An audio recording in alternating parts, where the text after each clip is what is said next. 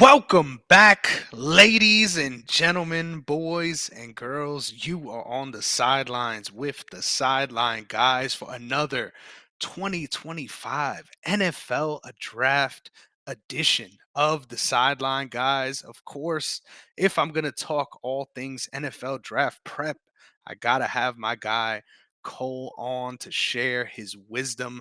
Cole, it's an honor to have you back. How you feeling? Feeling good, and feeling ready for this draft upcoming now, man. Yes, sir. Yes, sir. It's getting closer by the minute.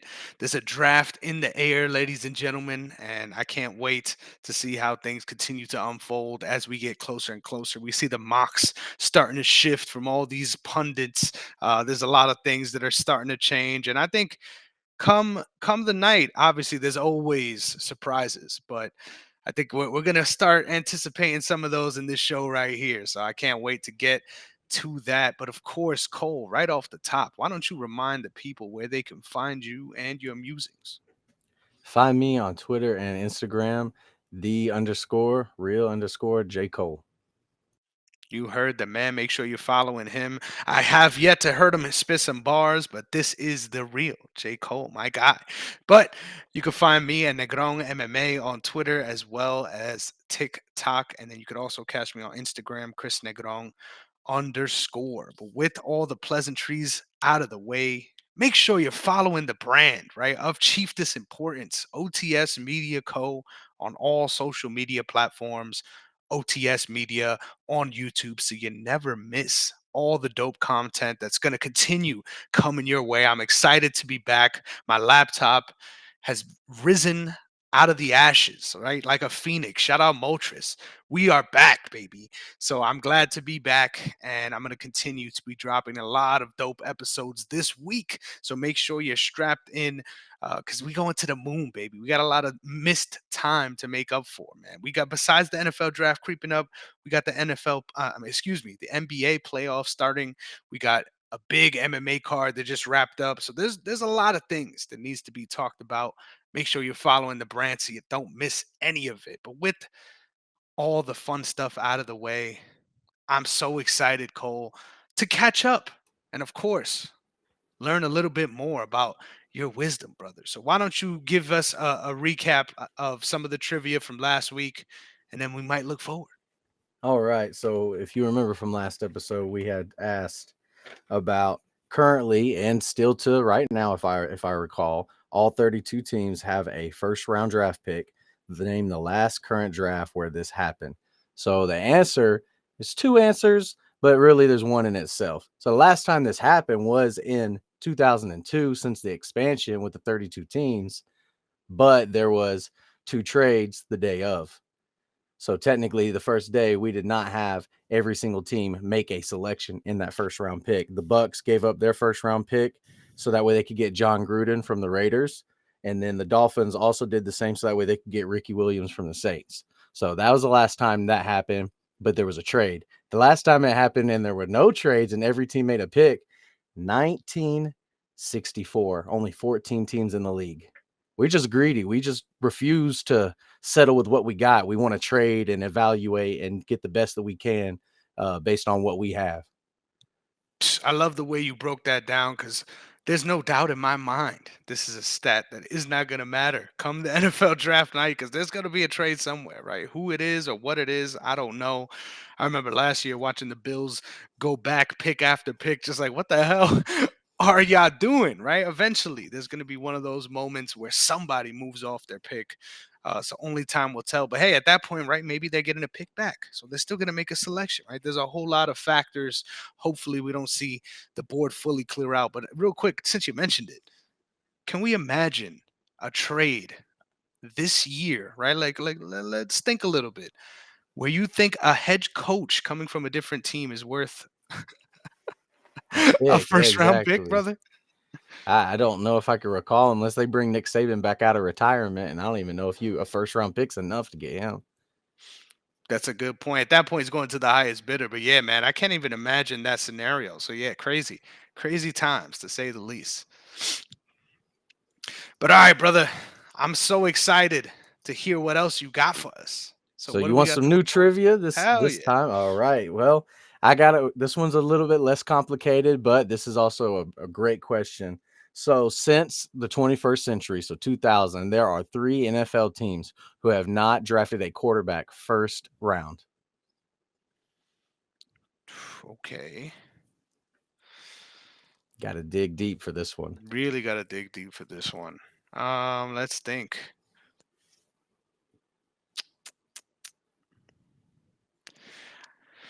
Let me just pull up the draft board. That'll help me.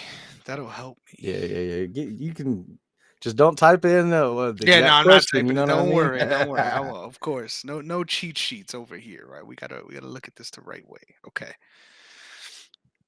Show me all the picks, ladies and gentlemen. That's all I need. The full draft order. There we go. All right. No, that's not one. This probably makes for horrible radio, but I'm so excited to sift through this. Okay. I'm going to say for my first guess, the Vegas Raiders. It is not the Las Vegas Raiders. I need to pull Wow. up my Okay. facts myself so that way I can give Bet, you bet, a bet. Let me heads think up of of the next one. who's Let done me what. think of the next one. It's definitely not them.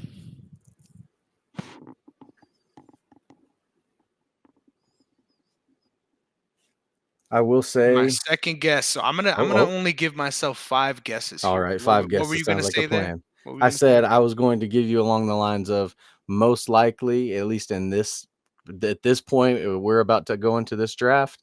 There is a chance that these teams could use a quarterback. Good shout. Okay. All right. My second is the New Orleans Saints. Bing, bing, bing. That is one correct. The New Orleans Saints' last first round quarterback draft pick was Archie Manning in 1971. Whoo, you love to hear that shout out. We might get another Manning coming up in this upcoming draft, or some say in 2027. Only time will tell. But man, yeah, that's a great name, great pull. I'm glad I got at least one because I don't feel confident in my ability to get the rest of these. I'm not gonna lie. First Well, round you forgot Jamarcus Russell's why you QBs. said the Raiders. Hmm. Probably the biggest bust. A very arguable, also a fair person to forget. No disrespect. Um,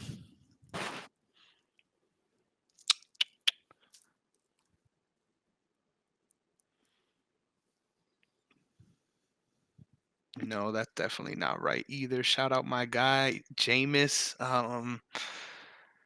You know what? For my third guess, this one feels wrong coming off the tongue, but give me the San Francisco 49ers. It is not the 49ers. Okay. I got two more for two options. My chances are looking thin, brother. The Dallas Cowboys. Let's There's another let's one. Okay, you're 2 for 4. The let's Dallas go. Cowboys Okay, let's last go. first round pick was Troy Aikman in 89. Great show. Okay. This last one I don't think you're going to get.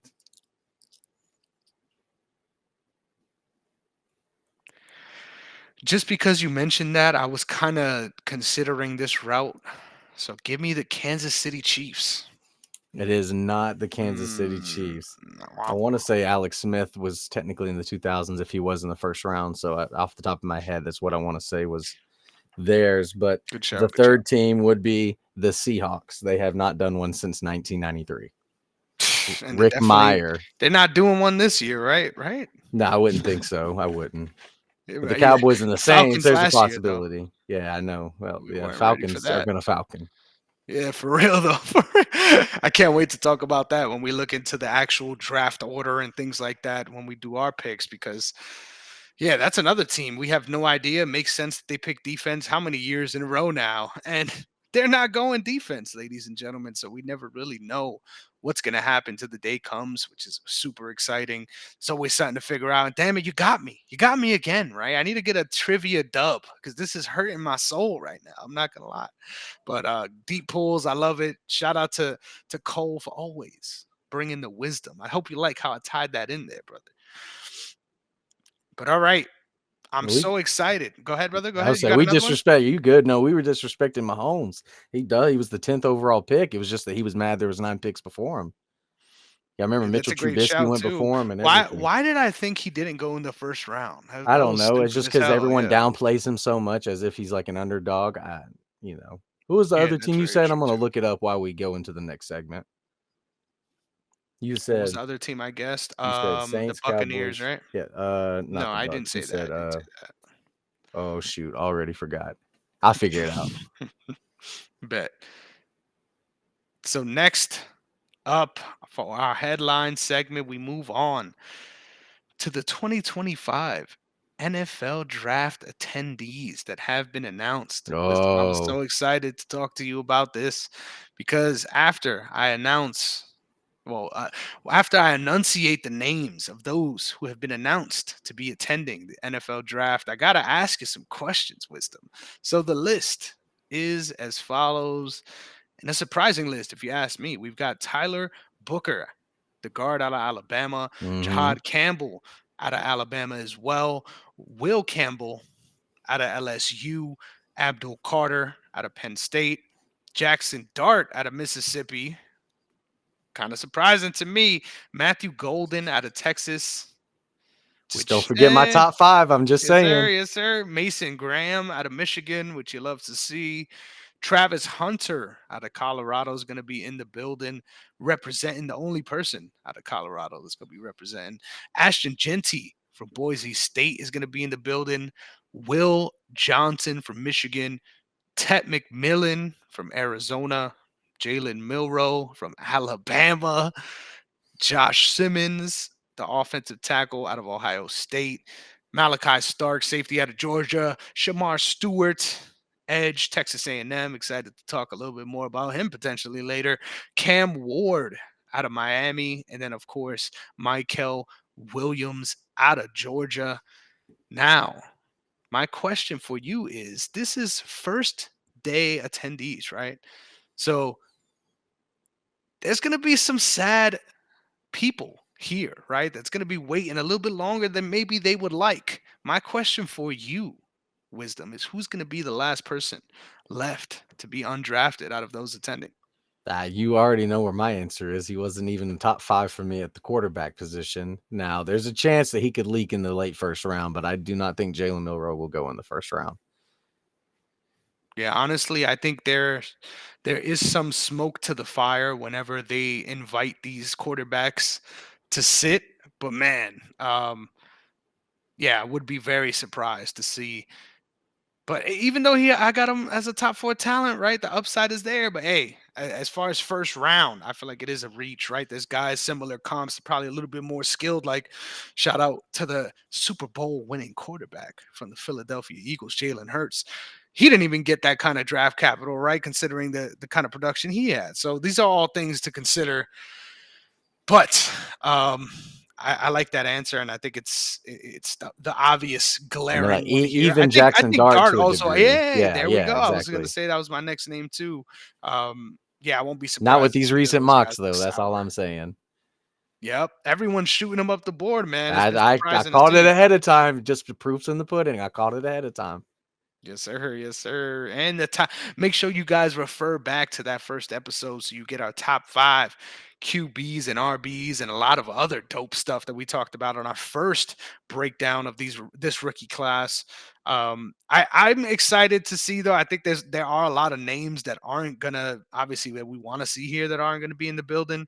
But I think the most interesting being Shador for sure, in my opinion. I think I would have loved to see him there. That would have been high theater, if you All ask me. right, hot news, real quick. Have you heard about what happened today? That's a very vague question. Why don't you Oh, tell me, Wisdom? yeah. Well, Colorado is retiring the number 2 and 12 already for the whole entire. Like I've heard of like retiring jerseys for like legends that have been in the NFL or just a legend in general at the college level, but they are already retiring the number 2 and 12. Unless it was some fake news I saw multiple reports on it. So I know that probably turns people. It gets me a little bit. I would say if they went and did something great in the NFL and the league, or they put back enough into Boulder, Colorado, then maybe. But just immediately after they've left, a little too soon. Like they're not Tom Brady trying to go into the Hall of Fame status. I understand where you're coming from, but I also think there's something to being boots in the ground in that area, right? And understanding what having Dion there in the first place brought to the room, right? As far as the Hmm. electricity and turning around the program as well, too. So there's a lot of factors, right, that go into that. But you got to think that's also hey, maybe that also gets Dion to stay here a couple more years, kind Yeah, of move. maybe. So I can see it for Travis, maybe not as soon. Shador, I don't know, because then what are you going to say when uh, Juju from Carrollton, Georgia, Carrollton High School? Now he decommitted from USC. Now he's going to Colorado, which we've coached against him. I'll go. That's a whole other story another time. Uh, when he goes there, what if he performs better than Shador and potentially wins a Heisman or gets them in the playoffs? Then shouldn't he have the right to do the same thing? So now you set a precedent for quarterbacks that potentially do greater than Shador. yep, and I think there is a lot of runway for somebody to potentially do that. But I think when you consider the history of the program too, I think that's the biggest part, right? I think in some ways, like although he did not, the team did not have the quality success that you would want to see, right, towards Hmm. going into the tournament. But I think ultimately, to be able to bring around a program in that way and to have that level of production where you historically didn't really see that from that school period. So to have that as sort of a blip year, I guess it makes sense. And like you said, it does set a precedent for those things to happen. I'm really interested to see how long this movement stays in Colorado. How about I leave it at that? I'm excited, man. We got a lot to look forward to with our 2025 top five wide receivers, ladies and gentlemen. I've been waiting many a weeks. It's been a while, right, since the first edition of this show. I've been waiting many a weeks to have this discussion with you, my guy. I'm excited to break down the top five wide receivers. But with all that being said, I gotta ask you right off the top, you're gonna be leading the dance in this one. So I need your number one wide receiver, the first one you expect to come off the board. Who you got? You know who the first wide receiver off the board is. I wouldn't say he's the best raw receiver, but he's the best athlete on the board. Outside of me saying Abdul Carter, Travis Hunter is number one. And that is a hot take, ladies and gentlemen, if you ask me, right? That is not consensus. And I got to say, as far as how I feel about the class, I agree with you 100%. We already had these discussions, right? But he is not my number one wide receiver when I'm writing my 1 through 5 because of all the things we talked about, right? At the end of the day, when you can't count on this person playing X amount of snaps at Hmm. this position, it's hard to project them as that kind of player. So a lot of factors to consider with the list here. So I love that you have him number one. Let's talk about him right now off the top since you got him there. We talked about him a lot in the last episode, so we're not going to go too far. But I got to ask you, what about Travis Hunter makes him so different? I would say the main thing for him, like we said in the first episode, it's the same thing here. He's a unicorn, right? So he might be, snaps being the issue, but when it comes to clutch times, most of the time he goes to make the play, whether it was on offense or on defense. And if you don't respect, like in the league, we're going to see how well they respect his status if they're not going to double team him early as a rookie, like we've seen some of these other rookies have popped off in their rookie season because they don't earn that respect until after their first year and they get that sophomore slump. So I don't know that if they're going to give him the respect and like double him or use complicated zones to kind of like shell out what his route is. Instead, I think that he's going to prove himself at least in this first year on the offensive side of the ball. Great shout. And I think it's what makes it fascinating for me is that you're drafting the player, right? But you're also drafting the potential. I think he also has some of the highest potential when you're considering who to look at in the top five, just because the just the amount of snaps he has been afforded to play, right? Because of the way he plays. Um, I'm excited to see what comes of Travis Hunter. We'll get to talk to him a little bit more later as well. But my number one receiver, which I'm excited to see where it ties in with yours, I got T Mac listed as number one on the board. I'm really excited about the potential player he can become in in the NFL. Man, I think he is the best like wide out guy prospect since Drake London, if you ask me. Obviously, you want this archetype, the receiver, to grow into someone like a Mike Evans who has that level of production. But I'm gonna be honest right off the top, right? I hate to give him the props and put him as my number one, but then also pump the brakes a little bit. But I gotta say, as far as the archetype of receivers that have busted coming out of college, I feel like this tall, really crafty, very athletic kind of guy, but not gonna blow you away when it comes to speed. These are the kind of guys that do get high draft capital, but can fizzle out. And I'm excited to see as far as his top tier potential, just with the way he tracks the ball in those 50-50 situations. I think he's going to beat most guys in the league just because of his size and tracking athleticism. Like, I think those things are underrated. In general, when observing prospects, because a lot of the times things are getting schemed up, right? You're setting certain balls to end up in certain spots. This guy is elite at tracking that ball no matter what the situation is. A broken down play, a fixed play where he knows exactly where it's going. No matter the situation, we've seen he is proven at finding that ball and getting his hands on it at least. So I'm really excited to see how that translates to the NFL. But I also admit the fit is going to be something very interesting, right? Like, I really hope he ends up somewhere where he can be that X receiver, but he also has someone to complement him well, similar to how AJ Brown has Devontae Smith on the other side of the ball. I know that's not an easy thing to ask for, right? You could argue Devontae Smith is a top 5 receiver in this league right now. I think that's firmly in the discussion before they even won this title, right?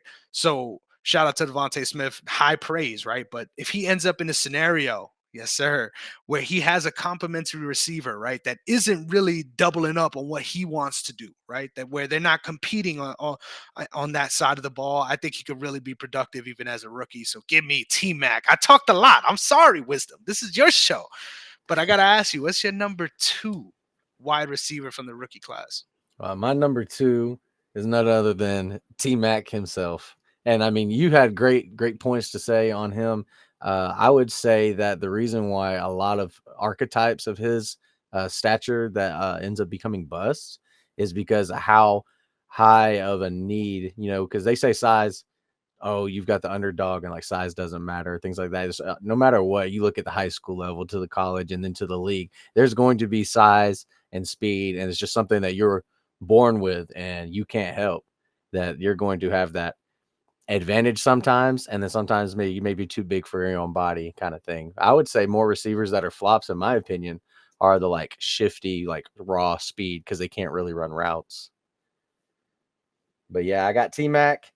You said basically exactly everything I would say. Only other thing I would add on to it is his route running is a lot better than some teams are giving him credit for. I would say that just like, oh, they're using his size, and he does have really good speed. If I remember, he was like top 5, top 6 somewhere for out of the receivers in the 40, and Which you don't his expect at yeah, his and then size. his Yeah. change of direction. That's why the comparisons were like Megatron-esque, which is something you normally don't do. But I guess if you want to compare it to how Calvin Johnson was when he was coming out of Georgia Tech, then it would make more sense. Mhm. I'm excited that you mentioned that because there's a prospect that I put a little bit lower on my list, right? And then I'm a little lower than consensus on. So I'm excited to see where he falls in line as far as what you were saying, right? As far as being that guy that maybe has certain plays schemed up for him versus being that X receiver. But we will move on to that when we get to it. I love that we have some consensus here. We're in the same general areas. Now, since it's your turn once again, give me your number three wide receiver. Did you have Travis Hunter at your number 2? No, No, who you wait, I just did number 2. What you got? no, I want to hear your number three You because want to we hear my already number discussed. 3? Yeah, I My want to number hear your number. 3 is potentially some people have said that he is number 1. This might be the guy that I think you have falling off the list. I have Matthew Golden from Texas. Wow, wow! I love that, man. I love that. I love that. So give me your reasoning for having him so high. Well, I mean, Matthew Golden, I put in my notes here, just talk about he's 6 foot, 195 pounds. I put in parentheses immediately, can be number 1. He's not going to be off the board, but he could pull a Brian Thomas versus Malik Neighbors where he gets drafted later in the first round, but ends up having more production just because Jacksonville was a little bit better suited for Brian Thomas than Malik Neighbors has gotten into New York yet. Now, I'd say this next coming season would be the opposite, but there's a chance for that. His catch in traffic is unreal. If anything, it might be better than T Max. Like constant like coverage, which could be, downing him, is that he can't get off of press man, or he's doesn't have the breakaway speed, which he was faster than. I mean, when talk about his teammate, got himself in some, but that's its other instance with Mr. Isaiah Bond. But he sometimes can't get away from the coverage. But if you looked at some of the corners that he was going up against, there were elite corners. And so a lot of the times it was like just elite versus elite, and he's coming down with that catch in traffic. 4.2940. And I just all caps unreal on his catch in traffic. Cause I mean, if you look at some of his like red zone, that's the main thing about it that always caught me off, was he might not be from the 25 to the 25, but you get inside of that red zone and the 20-yard line, his route tree actually expands for it to be a shorter yard of field, the amount of stuff that he can do and come down away with. I love that I had you do 1, 2, 3 here, and it's important, right? Because my number 2 is gonna shock a lot of folks, right? Your jaw might drop. You might not even have this guy in your top 5. Shout out. But my number 2 wide receiver on the board goes number 1 T Mac, number 2 Emeka Egbuka out of Ohio. Man, I gotta say, what really fascinates me about this guy as a prospect is he can do he can do a lot for you on the field, right? He's proven that. But most importantly, this guy has proven to be a productive player, even when on the field with other high level eventual pros in the NFL. Jeremiah Smith. Yes, sir. So I'm very excited to see how he translates to the NFL, because I think he isn't given the respect he deserves for the kind of prospect he is because of the way that situation panned out. I'll leave it at that. But I'm really excited for his prospects in the NFL, and I think he has a lot more potential to build off of, in my opinion. No, excuse me, a lot more foundation to build off of than a lot of other potential prospects. So you're looking at potential. He has a foundation already built, in my opinion, to succeed at the next level. So give me Emeka Ibuka. I know that's crazy, but my number 2 receiver. But you got a number 3. My number 3 receiver, we move on. I got Travis Hunter. We all discussed that already, so I let that fall down. And I'll give you my number 4. It's Matthew Golden, right? For all the reasons you mentioned as well. I think I'm also high on him because obviously when someone tests that well at the combine, everyone's going to be barking, right? Everyone's going to be chirping when come draft time. And I think he's definitely put himself in a better position to get drafted higher. I won't be surprised though if he ends up being similar to where the Bills ended up picking, right? That Keon Coleman spot in the second round, right? Where he's not necessarily right there, but he's at the cusp of a first round pick. I won't be surprised if that's where we see him end up either. But I like Matthew Golden as well. And like you said, he's going to go out there and produce no matter what. And he's also going to be the main guy everyone's looking out for on defense as well. So I think having that anchor on offense is really important for a lot of teams. So it makes sense that they'll draft him high. All right. For my number 4, it is none other than Emeka Ibuka. So Yes, I mean, sir. if we talk about, we kind of had our other ones kind of be swapped just a little bit, but not much, but still on the same track. This one I think might be the most we've been off by, maybe 2 spots. Probably not. I don't. We'd have to get somebody to pull up the research, get a little diagram of all our picks, and just see how off they are, because it looks like we kind of just really been on a similar track. Right idea. Let's see here. I got 6'1", 205. The main thing I wrote on him is his routes are crisp. They're always smooth. He's been doing this for a while. He did it with Marvin Harrison Jr. He did it with Jeremiah Smith. Like you're saying, he's had to share the field with somebody, just like the 2 running backs in that backfield Ohio State had. So he hadn't had time to necessarily shine for himself. But the main thing that he does is he stretches the field. He might not be the fastest, but his game speed definitely is faster than just track speed running at 40, because the amount of times that he breaks open on corners and then post for the middle of the field, anything that's like 10 yards and on, that's his money spot. So maybe we'll be interested to see maybe how he runs it through the middle of the field with an NFL caliber type of linebacker. Yep, that's a great shout, especially going across the middle. We're gonna have some problems. Let's be real. Not the biggest receiver coming off the board, but excited to see. I love that we have that flipped and those differences. Now we move on to number 5.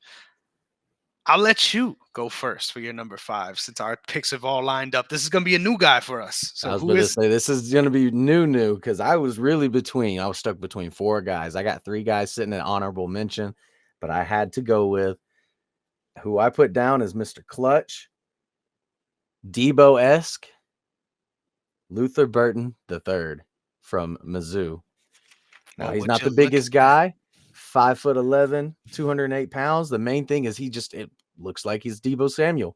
Jet sweeps, end around tosses, things like that. And he's slippery. He breaks tackles. He hits you like he's like basically playing running back, but he's lined up in the slot. And that's the biggest comparison I could have for him.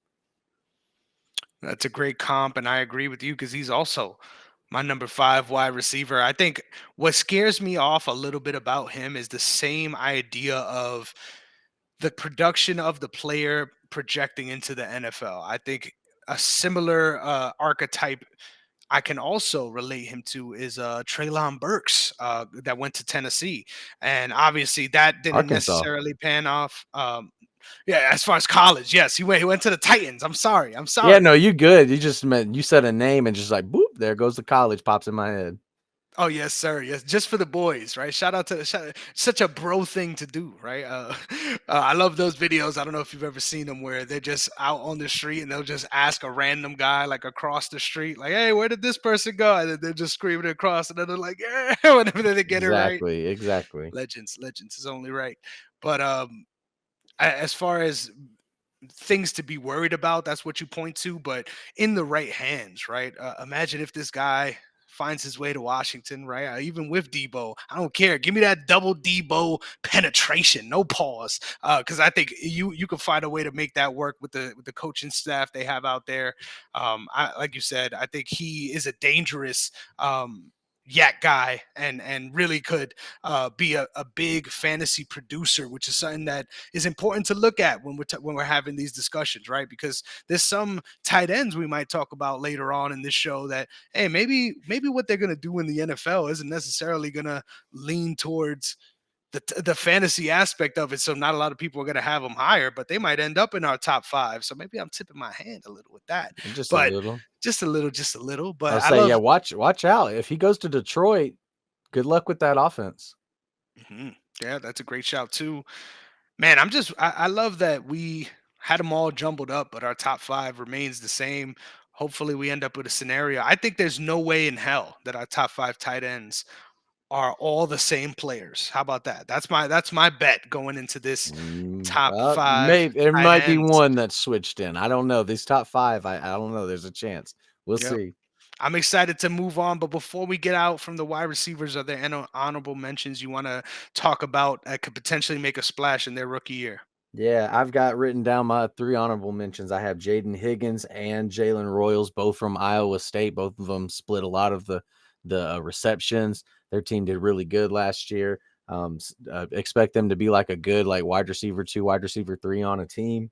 And then Trey Harris for Ole Miss, big body, reminds me kind of DK Metcalf. I know obviously he went to Ole Miss as well, but 6'3", 210. Cooked my Georgia Southern Eagles.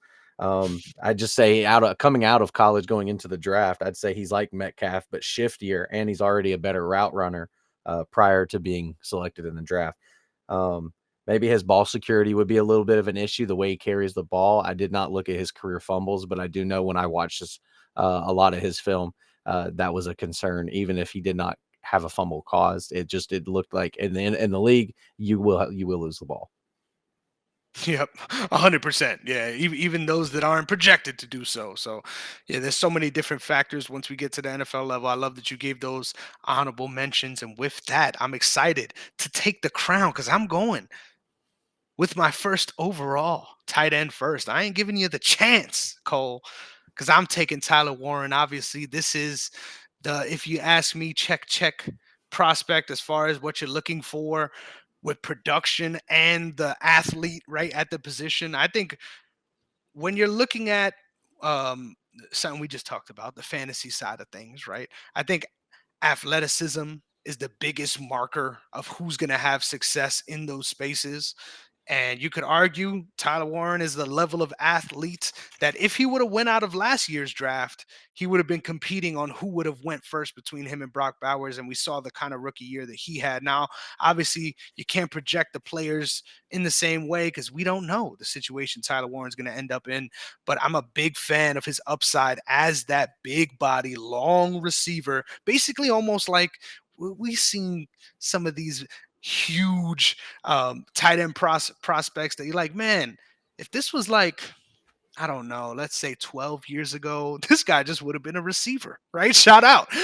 But because of the way the league has headed now, this guy is a tight end. That's the kind of prospect I think Tyler Warren is. And I'm excited to see how his skills translate to the NFL because he, on tape, if you ask me, the level of athlete he is, there's no way he busts out of the NFL with, even with being a first round type prospect. Even if he ends up not being the offensive dynamo he's projected to be, he's still going to give you productive downs from that position no matter what. So big fan of Tyler Warren and his upside. But I will say this, right? This is my sneaky hot take here, right? There's some other guys on this list that potentially might be a more productive tight end out of this rookie class when their careers are all said and done. But if you ask me, when you're looking at the different levels, there's levels to these tight ends, and this guy's in a league all of his own.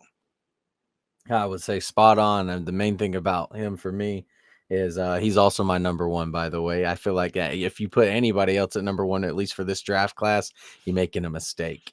Uh, I would say I hope he would find a way to see you say this because I would say there's a little bit of disrespect, and it's not on you on saying the early 2000s. I think he might be able to fit in 6'6", 257, almost 260.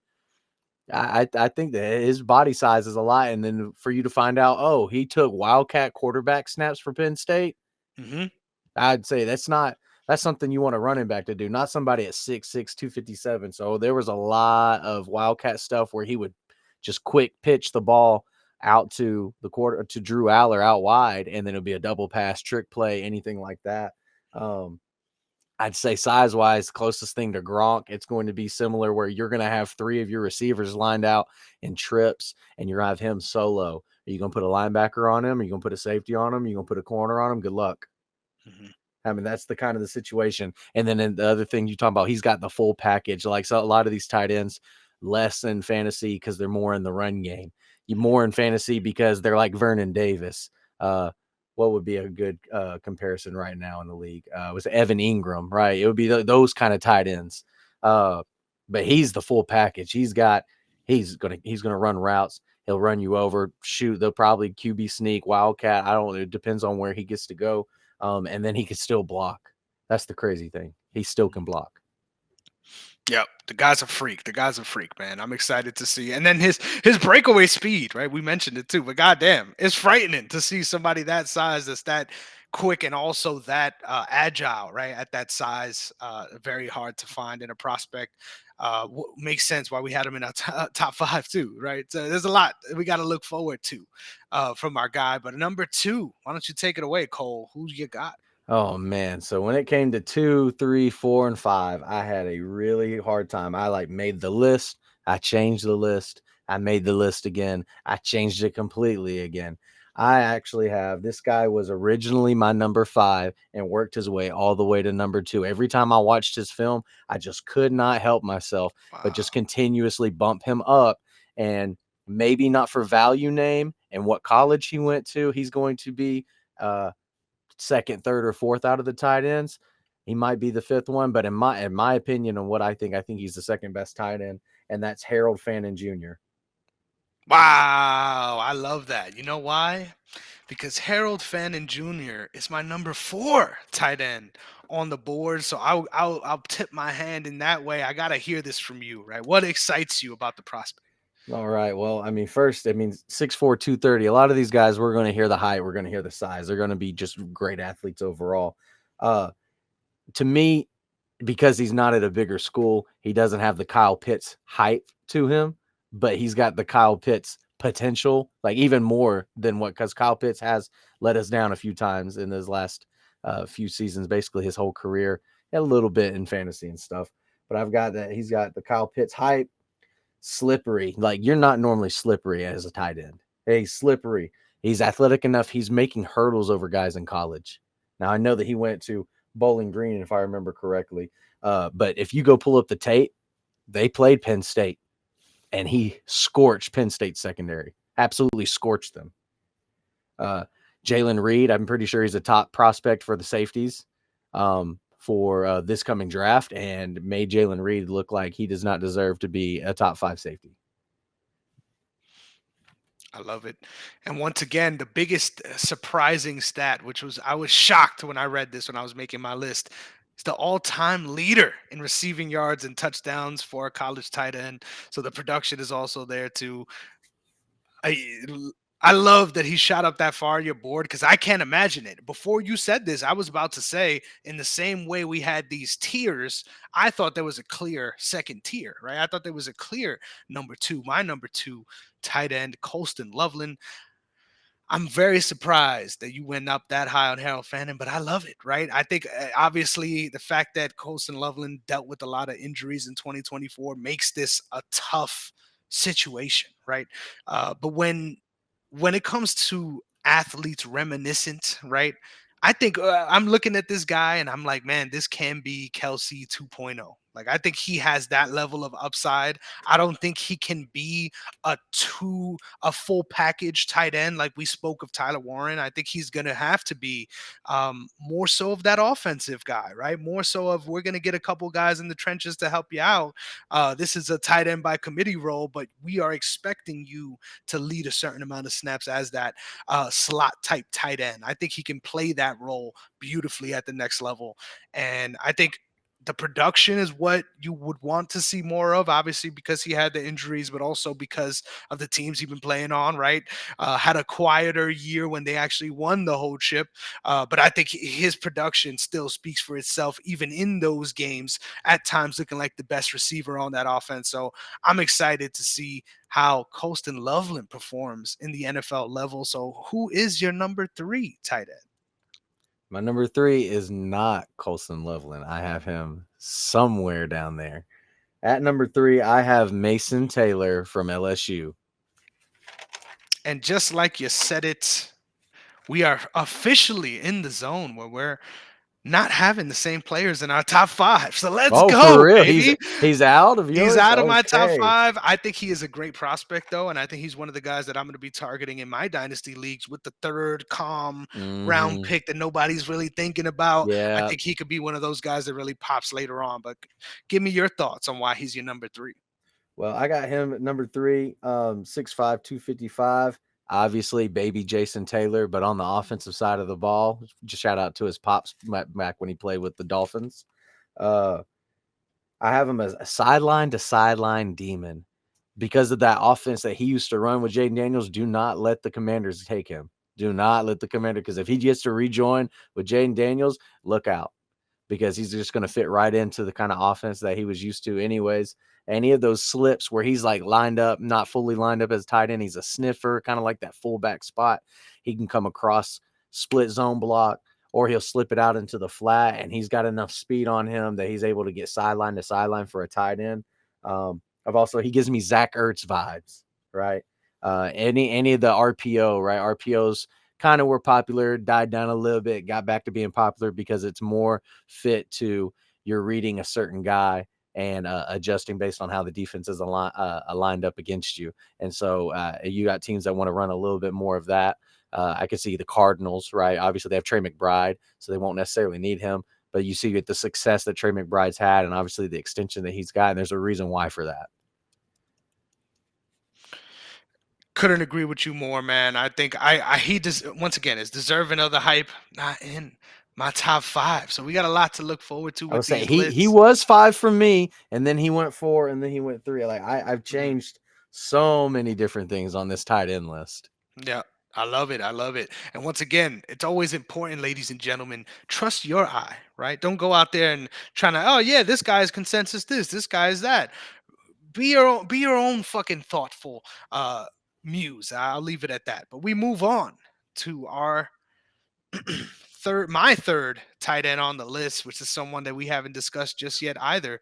I think this is the tight end that has the greatest raw potential. Now, there is some scary signs, particularly being that he didn't break out until his final year in college. That is Elijah Arroyo. I am a big fan of the Miami. raw.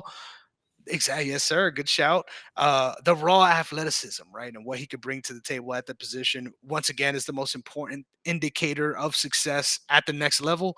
And I think he is someone that has kind of been toolsy at the position, right? We gotta open him up to eventually let him be that two-tier tight end we talked about earlier. But I think under the right system, I think he could really grow into being a potential top 10 tight end in this league.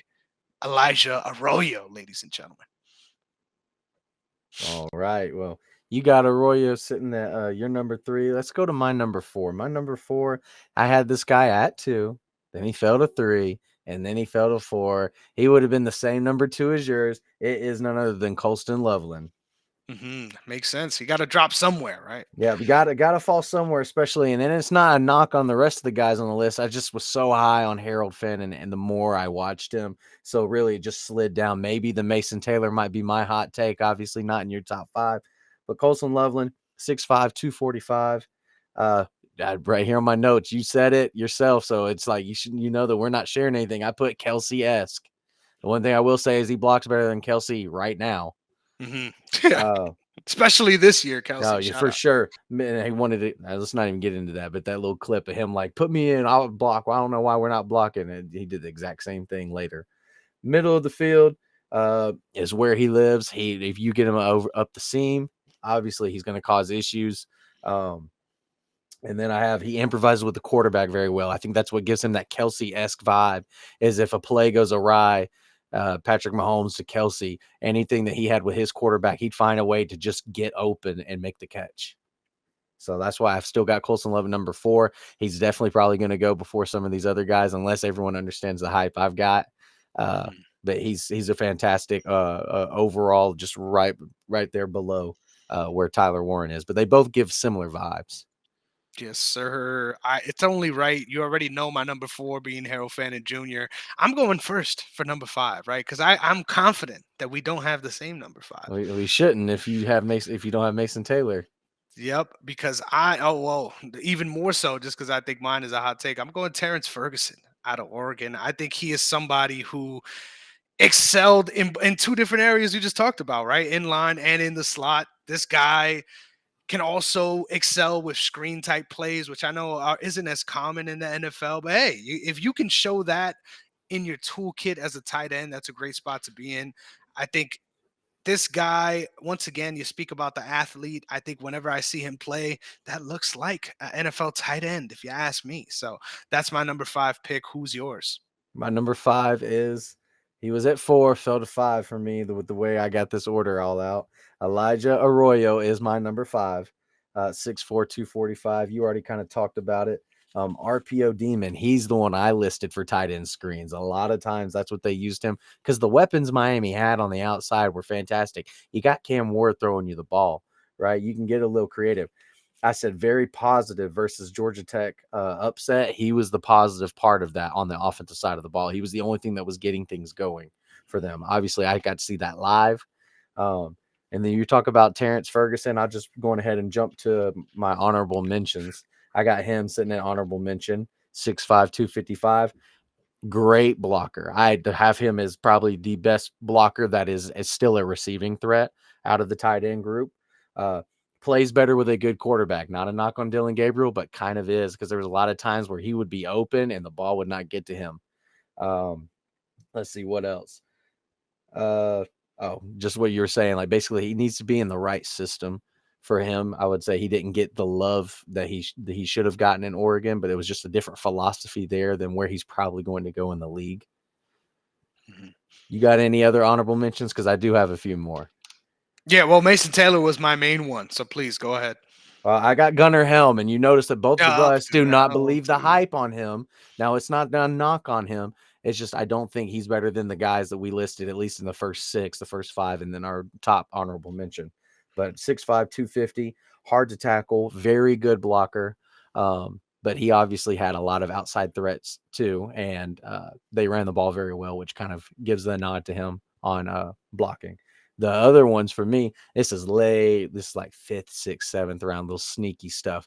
You want to talk about the tight ends that want to get down, want to get dirty.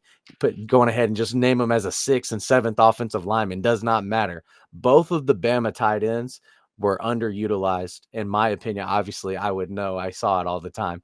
With the amount of yards per carry we had and the little bit of stuff we ran that's not named Jalen Milrow, they did such a great job. So look out for Robbie Oots and CJ Dupree both going to teams later and being like that third tight end that you just goal line, stick their hand in the dirt, and just go to work. I love that you shouted those guys out. Doing things in the trenches, ladies and gentlemen. There's only one more name, which is one of my favorite names to say. Shout out to Jake Baronstool out of Clemson. I think he's a sleeper just because he's a little bit smaller at the position, but I think he has some of the most, like you talked about Egbuka being so crispy, like he has some of the softest hands, right? That these no matter how that ball comes towards him, he's gonna figure it out, which I think is a rare thing to see at that tight end position, which makes me excited to see maybe he can make up for a little bit of that lack of athleticism for the position. So I don't know what shout it out to Jake is. Baronstool. Yeah, Jake Baronstool. I don't know what it is about something you go like, oh, Clemson or like whatever the college is, and we sometimes our comparisons we just can't help it but compare them to somebody who was on the same alumni as them. But you talking about the soft hands from a tight end perspective, he gives me Hunter Renfro vibes, but at the tight end level, Ooh, I love that. undersized, crisp routes, soft hands, always going to come down with the catch no matter what. This guy is a legend. Shout out Cole. I feel like, listen, it isn't hard for me to come here and show up and do my job, but man, I feel like I'm just throwing out T balls to you, my guy, and you're slapping them out the park. So shout out to my guy Cole for doing the big one on this NFL preview with me. Next up, we move on to our top five edge defenders, excuse me. This was Finally, some exciting. defense. Yes, sir. Yes, sir. To dip our toe into the defensive side of the ball. There's a lot of people that I'm really excited about. And hey, I'm a Ravens fan, right? So a couple of these guys, I'm gonna say, hey, this guy, he plays like a Raven, baby. So I'm excited to get into defense just for that reason alone. God damn it. I'm excited for this one too because I think our lists are going to be pretty different as well. So why don't you start us off? Oh, you know what we're going with. My number one overall consensus best athlete in this draft. Number one, Abdul Carter. Thank you, ladies and gentlemen. Nothing else to say except speed, strength. Sorry, quarterbacks, wherever division he gets in, that's all I got. Sorry. I have a bold prediction for Abdul. He gets 12 sacks in his rookie season. Whoa, that's insane. But I would love to see that. Damn. Um, whew, especially if he ends up lining up across from my guy, right? Why am I forgetting Miles Garrett? I just completely forgot his name for a second there. That'll be an insane line if they end up making that one work out. But hey, there's more interesting iterations of whoever could go to the Browns. We'll talk about that some other time. I'm stalling here because yes, Abdul Carter is the consensus number one. There's nobody else I would even consider to put in this slot, if I'm being honest. But to speak to his prospects as well, I honestly feel like he has the potential to be better than Michael Parsons. I know everyone says that's the sort of archetype of player that he's going to be, especially because they played in the same college. But I think he's shown already a little bit more proven ability to do some things that translate better in the NFL, right? Not necessarily just stuff that it, it looks good and it pays the bills, but it isn't necessarily transferable to the NFL. I think Abdul Carter and I think the draft capital is going to speak to that. I think he's a much more blue chip prospect than Micah Parsons was coming out of Penn. I would say he definitely stops the run better than what Micah Parsons did coming out of college. Yes, sir. Who you got at Yes, number sir. two?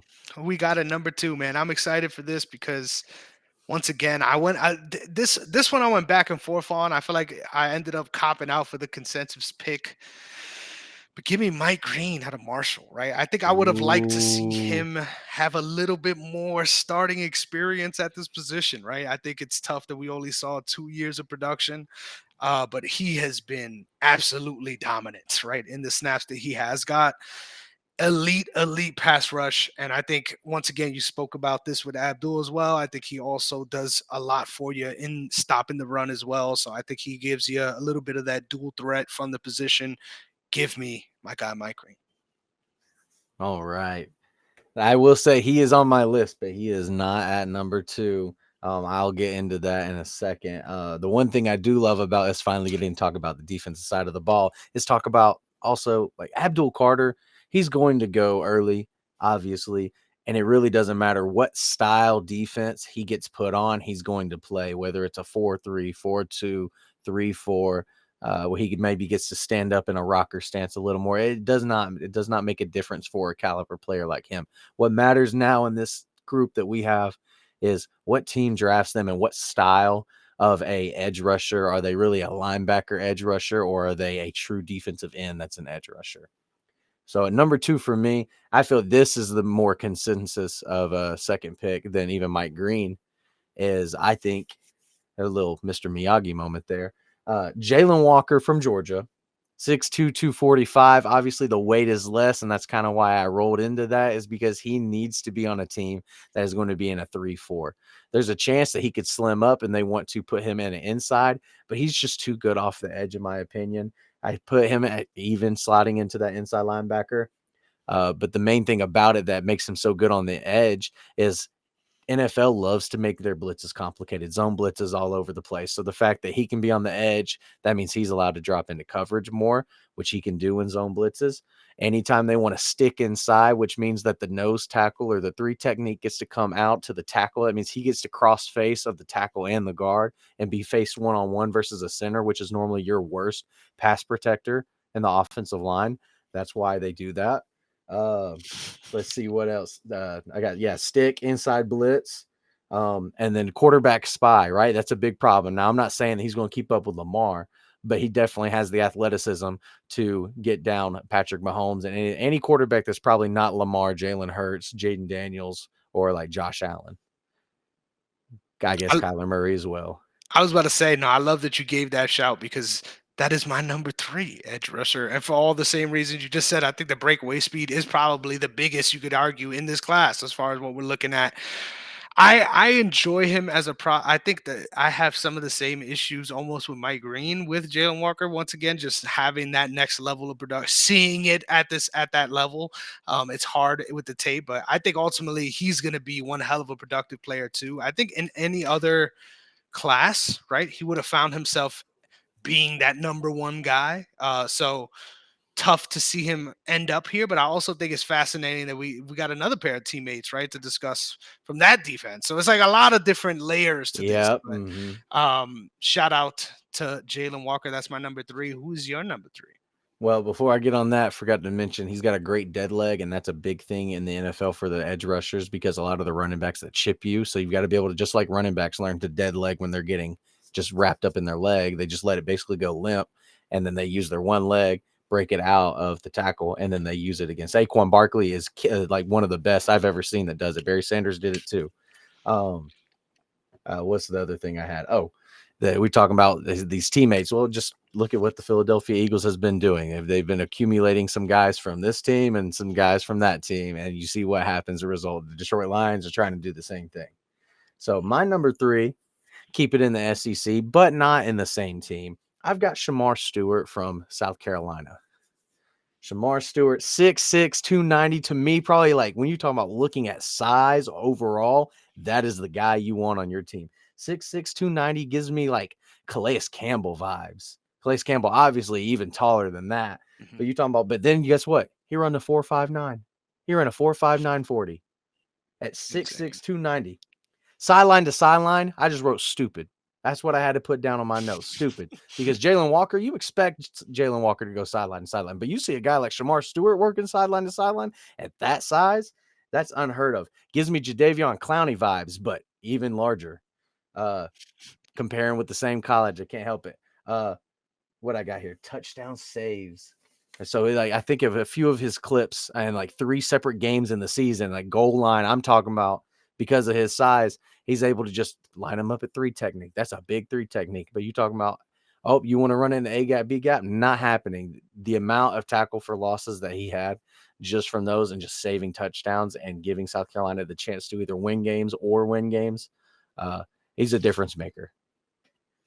Yep, super high potential athlete, man. I'm excited to see where he ends up. That was also my number 5 prospect, right? So you tipped Oh, my hand a little bit here, but that's okay. So I got to ask you, what is your next tight end off the board? I mean, excuse me, tight end, edge defender off the board, number 4. my number 4 is Jalen Walker's teammate, Michael Williams. Michael definitely gives you more of that true defensive end versus Jalen Walker being an edge linebacker. Michael 6'5", 265. His play recognition was my biggest thing out of all these guys. His awareness. So he's definitely like everybody knows that you got to do film in college. Everyone knows you got to do film even more in the NFL. You got to figure out tendencies in your opponent, tendencies in the guy you're lined up against. Uh, what the habit is of your play call versus their play call. And Michael Williams always seemed in this Georgia defense that he's ever been on, for him to be the most aware, and he's playing at defensive end compared to even the linebackers who are able to see, because people don't realize that you have play recognition up on the line. You're not seeing a lot. You're having a lot of hands, a lot of contact. Linebackers get to see stuff because they're 3 to 6 yards back. Michael Williams' awareness has been what shocks me the most and what makes me excited for him to go play somewhere. Um, let's say I got here. His recognition on the screens is the main thing, and then he still has good sideline to sideline as well.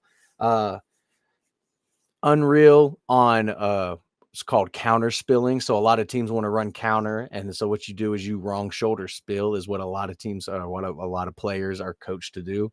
And that basically you want to give them the wrong shoulder, like, oh, I've got to go upfield. Well, I got to go upfield because he let me, because he's working to the linebacker. Why? Because there's a guard about to kick me out. So then you cross the wrong way and you bring your wrong shoulder, the opposite shoulder that you had, to the outside, and that allows the play to either bounce outside, which counter is not supposed to, or you've ran slap into the running back. And that's something that he, like, out of the spot that he's at, he's definitely going to line up at like a 4-eye for a team most of the time. I love it, man. I need to get you. We need to shout out to Gruden. We need to get you a clipboard. We need to get some fucking some plays drawn out for my guy Cole. 'Cause damn, This is what happens. You get me leaving on the guess defensive right side here. of the ball. Defensive side of the ball, you get me a little excited, and I get to go more in depth. Yes, sir. I love that you have Michael there because I actually don't have him in my top 5. He's one of those guys just outside the top 5 for me. I think what dropped him out for me at least was the consistency, right? Being able to beat defenders on the, I mean, you know what I mean. The tackles on a consistent basis. I think that's where he struggled a little bit more than this next guy I'm going to talk about. Shout out. I can't believe this guy hasn't been mentioned yet because I think James Pierce Jr. out of Tennessee as a surefire round 1 edge defender. I love the tape that I see out of him. Once again, I said it a couple times. I'm gonna say it again. Someone that plays like a motherfucking Raven. You watch him, he's not quitting on plays. He's re-entering plays that already ended a long ways from him. I'm a big fan of his heart and what he brings out there for the position. So I love me some James Pierce Jr. That's what's up. And I rounding my top 5. I have Mike Green at my number 5. Obviously, coming from Marshall, not getting to play as many snaps as most of these other guys who have been more experienced, but just the raw athlete that he is. I put down his weight a little bit because they really used him as a true DN, but at Marshall, 248 is enough weight. He'll probably transition into a stand up outside linebacker. Like I can see Jalen Walker doing that. I feel like is going to put him in a better position. Um, and Yeah, then three you to talk four, that about, guy's gonna wreak havoc, brother. oh yeah, exactly. That's exactly the point I would say. And I mean, I went back and forth with this, but it wasn't as difficult as the tight ends. Like this one, I set in stone what I wanted and I went with it. I mean, maybe I could see Mike Green pulling a Harold Fannin in my heart and jumping his way up, but I just could not put him over some of these guys. Maybe I could have put him at the 4 over Mike Kell.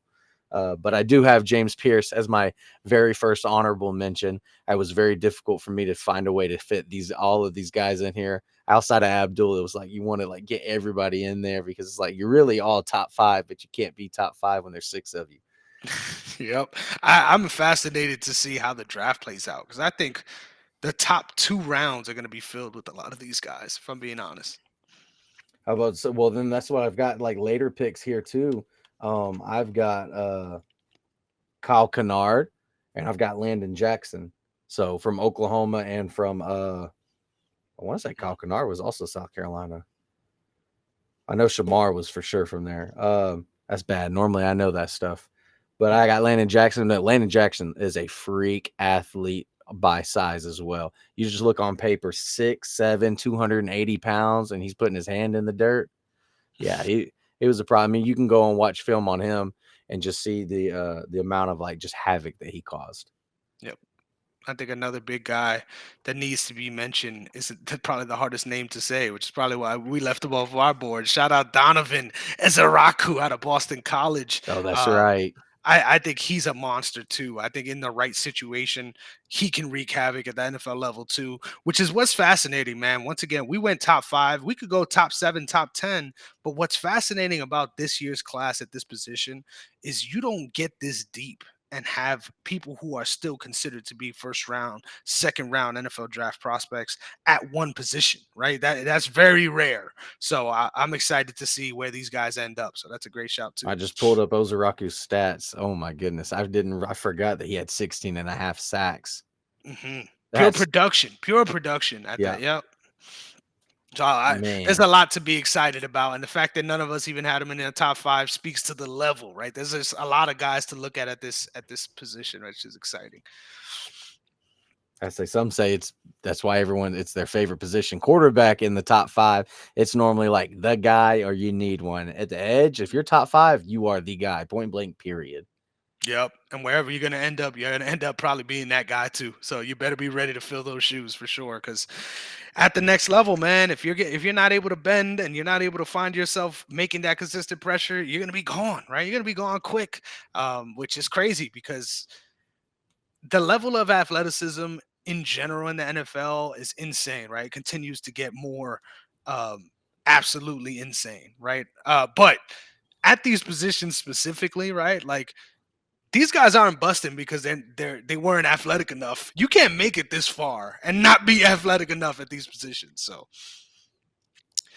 man, we've spoken a lot with Jam packed. Cole. Get a jam-packed episode here with our 3 top 5s. I'm excited to wrap up our series here before we get off with our OTS sideline guys NFL mock draft. I hope to get a couple out before the actual NFL draft itself, so that could be really fun. Obviously, as things continue to develop, it'll be cool to see what changes on our boards, but there's a lot of different movement from a lot of these guys. I gotta ask you, is there anyone that sticks out, right, as far as NFL players, NFL prospects, that you think is going to go in the top 14, right?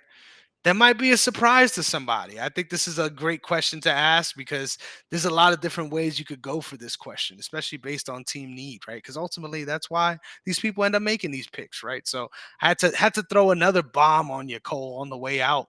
Who out of out of your top 14 would you say is your biggest hot take, right?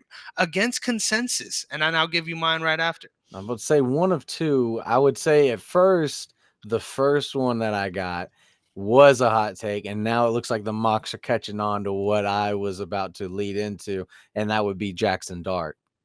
Hmm. Where there's three quarterbacks in this. When at the very beginning, it was, oh, he's a high second round. It's going to be Shador and Cam Shador, however you want to spin it based on team needs. But it looks like he is now sliding somewhere in that top 10.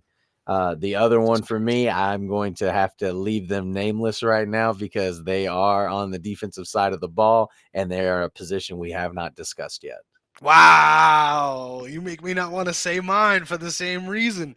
But god damn it, I'm gonna do it, right? I can't leave the people empty-handed. We're gonna be talking about these guys in the future, so it's only right. But god damn it, my top 14 player that I think will get drafted that nobody agrees with me on is Nick Emanwari, the safety. God damn, this guy, once again, speaking as somebody who plays like a motherfucking Raven. Whenever I watch the tape, man, I'm like, if there's some way this guy ends up on our squad, um, pair him up with Kyle Hamilton. It's gonna be brutal. It's gonna be brutal.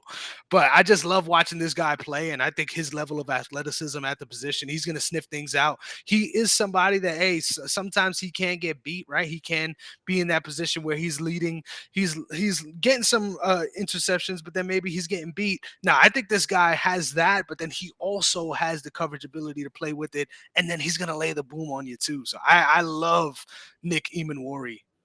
Well, I can't hide it anymore because that's exactly who I was talking Let's about. go.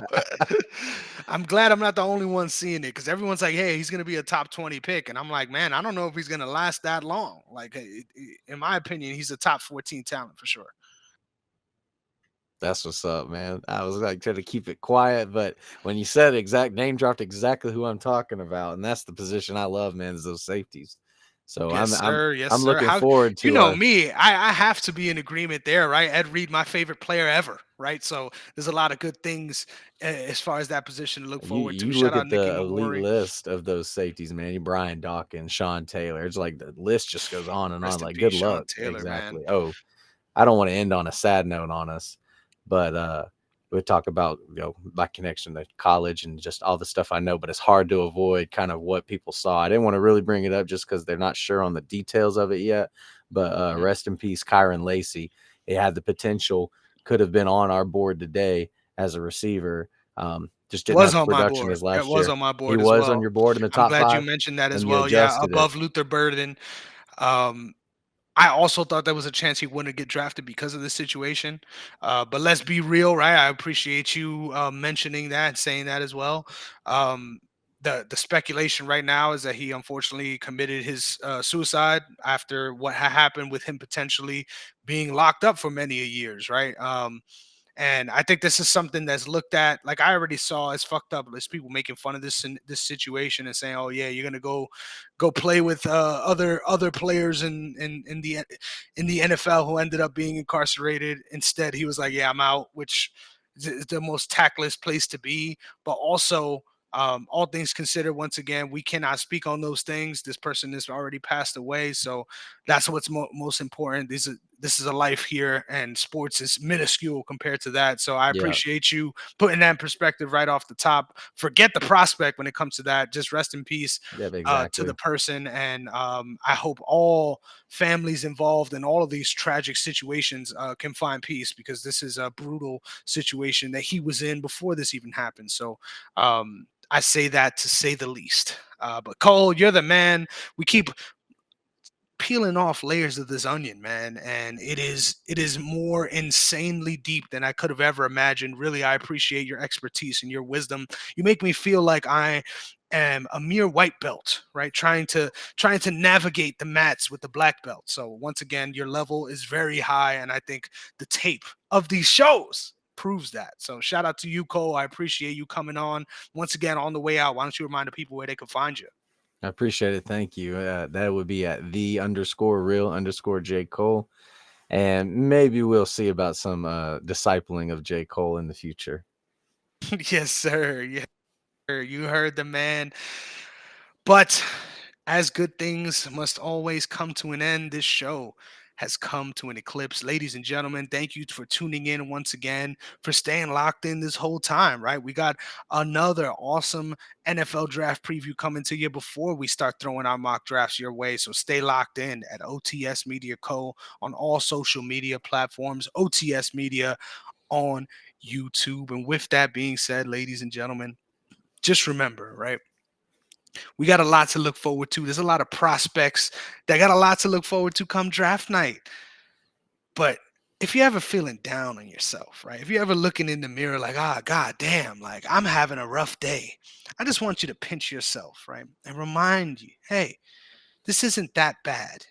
Because I could have drafted like the Falcons did the last 5 years. We'll see you all next week. Peace.